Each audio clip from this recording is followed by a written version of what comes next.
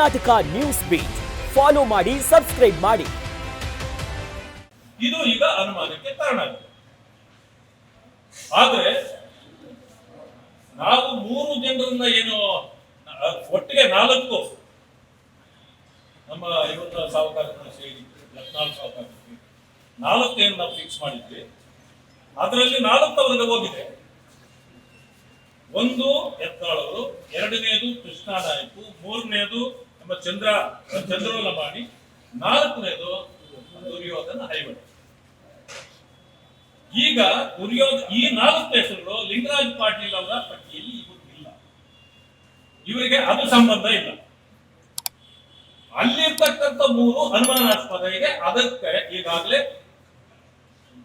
ಒಂದು ಸಮಿತಿಯನ್ನ ನಮ್ಮ ಪಕ್ಷದ ಅಧ್ಯಕ್ಷರು ಈಗಾಗಲೇ ಒಂದು ಸಮಿತಿಯನ್ನ ರಚನೆ ಮಾಡಿದ್ದಾರೆ. 25ನೇ ತಾರೀಕಿನ ಒಳಗಾಗಿ ಆ ಸಮಿತಿಯ ವರದಿ ಕೊಡಬೇಕು. ಇದರ ಅಲ್ಲಿ ಯಾರ ಬಗ್ಗೆ ಅನುಮಾನ ಇದೆ ಅಂತಕ್ಕಂಥದ್ದನ್ನು ಎಲ್ಲ ಅವ್ರಿಗೆ ಮಾಡ್ತೀವಿ. ಆದ್ರೆ ಇದರ ಮಧ್ಯದಲ್ಲಿ ಕೆಲವರ ಹೆಸರುಗಳನ್ನ ಸಹಜ ಕೂಡ ಅನುಮಾನ ಬಂದಾಗ ಅವರ ಹೆಸರುಗಳನ್ನ ಹರಿಬಿಡ್ತಕ್ಕಂಥದ್ದು ಸರಿ. ಆದ್ರೆ ನಮ್ಮ ಪಕ್ಷದ ವತಿಯಿಂದ ನಾವು ಯಾರ ಮೇಲೆ ಅನುಮಾನ ಅನ್ನೋದನ್ನ ಯಾರದು ಮುಂದೆವು ನಾವು ಚರ್ಚೆಯನ್ನೂ ಮಾಡಿಲ್ಲ, ಏನಿಲ್ಲ. ಆದ್ರೆ ಹೆಸರುಗಳನ್ನ ತಗೊಂಡು ಈಗ ಅವರು ತಪ್ಪಿತಸ್ಥರು ನಿಜಕ್ಕೂ ಆಗಿದ್ರೆ ಆ ಹೆಸರು ಬಂದಾಗ ನಾವೇನು ಅವರನ್ನ ಮುಚ್ಚಿಡ್ತಕ್ಕಂಥದ್ದಾಗ್ಲಿ ನಮ್ಮ ಪಕ್ಷದಲ್ಲಿ ಸಹಿಸಿಕೊಳ್ಳುವಂಥದ್ದು ನಮ್ಮಲ್ಲಿ ಇಲ್ಲವೇ ಇಲ್ಲ. ಆ ರೀತಿಯ ಕಠಿಣ ಕ್ರಮವನ್ನ ನಾವು ಆಮೇಲೆ ತಗೊಳ್ತೀವಿ ವರದಿ ಬಂದ ಮೇಲೆ.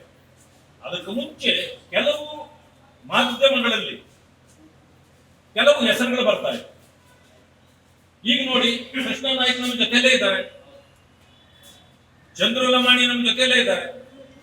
ಅವರು ಬಹಳ ಬೇಸರಗೊಂಡಿದ್ದಾರೆ ಬೆಳಗ್ಗೆಯಿಂದ. ನೋಡಿ, ನಾವು ಹೆಂಗ ಮುಖ ಬೇಕಾದ್ರೆ ರಾಜೀನಾಮೆ ಕೊಟ್ಬಿಡ್ತೀವಿ ನಾವು, ನಮಗೆ ಈ ರೀತಿ ಶಿಕ್ಷೆ ಬೇಡ ಅಂತ ಹೇಳಿ ಬಂದಿದ್ದಾರೆ.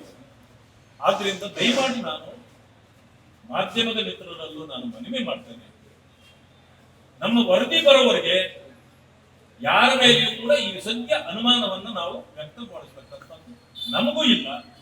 ತಾವು ದಯಮಾಡಿ ಮಾಡಬೇಡಿ. ಯಾಕೆಂತಂದ್ರೆ ಜವಾಬ್ದಾರಿ ಸ್ಥಾನಗಳು, ಶಾಸಕ ಸ್ಥಾನಗಳು ಜವಾಬ್ದಾರಿ ಸ್ಥಾನ. ಒಂದು ಗಾದೆ ಮಾತಿದೆ, ತಪ್ಪಾಗಿ ಯಾರು ಭಾವಿಸಬಾರ್ದು. ಹಳ್ಳಿ ಕಡೆ ಹೇಳ್ತಾರದು, ಪಟ್ಟಣದಲ್ಲಿ ಹೇಳ್ತಾರಲ್ಲ ಗೊತ್ತಿಲ್ಲ ನನಗೆ, ನಾನು ಹಳ್ಳಿಯವನು. ಊಸ್ದವನು ಯಾರು ಅಂತಂದ್ರೆ ಮಾಕಲ ಬಟ್ಟೆ ಅವನು ಅಂತ. ಹಾಗೆ ಯಾರ ಮೇಲೋ ಕೇಸುಗಳಿತ್ತು ಅಥವಾ ಯಾರ್ದೋ ಸ್ವಲ್ಪ ಬಡತನ ಇತ್ತು, ಇಂಥವ್ರು ಅದಕ್ಕೆ ಬಲಿಯಾಗಿರ್ಬೋದಾ ಅಂತ ಅನುಮಾನ ಪಡೋದು ಬೇಡ. ಯಾಕಂತಂದ್ರೆ ಕೆಲವು ನೀತಿ ಸಿದ್ಧಾಂತಗಳನ್ನು ಇಟ್ಕೊಂಡು ರಾಜಕಾರಣ ಮಾಡ್ತಕ್ಕಂಥವ್ರಿಗೆ ಇದರಿಂದ ಪೆಟ್ಟಾಗಬಾರ್ದು ಅನ್ನೋ ಕಾರಣದಿಂದಾಗಿ ನಾನು ಮನವಿ ಮಾಡ್ತೇನೆ, ದಯವಿಟ್ಟು ವರದಿ ಬರೋವರೆಗೆ, ವರದಿ ಬಂದ ಮೇಲೆ ನಾವೇ ಬಿಡುಗಡೆ ಮಾಡ್ತೇವೆ, ಅವರ ವಿರುದ್ಧವಾದ ಕಠಿಣ ಕ್ರಮವನ್ನು ನಾವೇ ಜರುಗಿಸ್ತೇವೆ ಅಂತಕ್ಕಂಥ ಮಾತನ್ನು ತಮಗೆ ಹೇಳಲಿಕ್ಕೆ ಬಯಸ್ತೇನೆ. ಕರ್ನಾಟಕ ನ್ಯೂಸ್ ಬೀಟ್ ಫಾಲೋ ಮಾಡಿ, ಸಬ್ಸ್ಕ್ರೈಬ್ ಮಾಡಿ.